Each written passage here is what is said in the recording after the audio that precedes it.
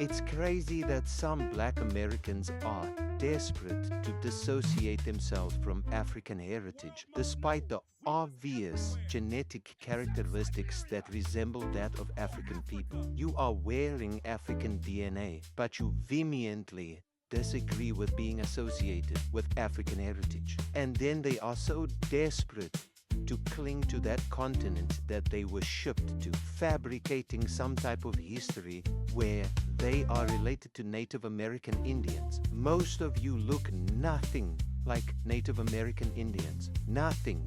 In fact, Native American Indians look more like Mexican people, and you can see it based on one genetic characteristic, the hair texture. Now, I do understand that some black Americans will have Native American DNA in them. This is by virtue of being on that continent for the past few centuries. Cross-pollination will take place, so that was inevitable for the mixing of DNAs to occur. But for black Americans to deny African heritage is really a mental illness. Imagine a Chinese American said, "No, I'm native to America." You would look at them as though they were crazy, because you can see obviously that their genetic traits say otherwise. How can you as a black American stand there, look yourself in the face with African characteristics and tell yourself that you are more closely related to Native American Indians?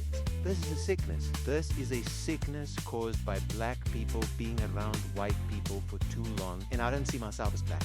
What do you see yourself as? I'm a white person. This is a sickness. It's difficult because I don't identify as being black. This is a sickness. Also, like, I was brought up white, so this is a sickness. This is a sickness caused by black people being around white people for too long, and I don't see myself as black. Eventually, your blackness or your Afrocentricity gets whitewashed to a point where you start to demonize being African. You start to look at it as a subclass of people, a class of people lower than your own. Yet you are the same.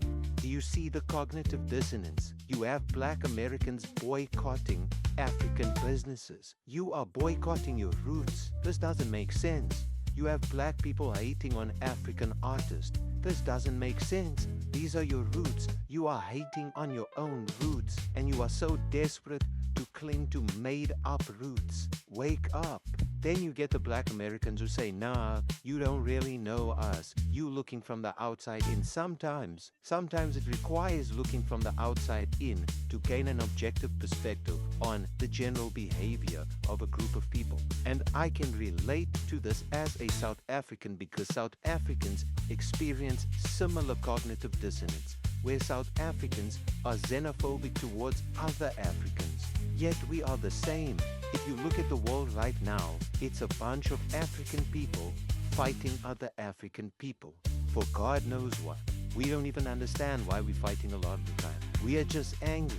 We're so angry from all the colonialism, we're now fighting each other for that shit. We blame each other for that shit. Look at these pan-goofies telling people we African. Yeah, maybe we should go out there too. Nah, let them get us our freedom.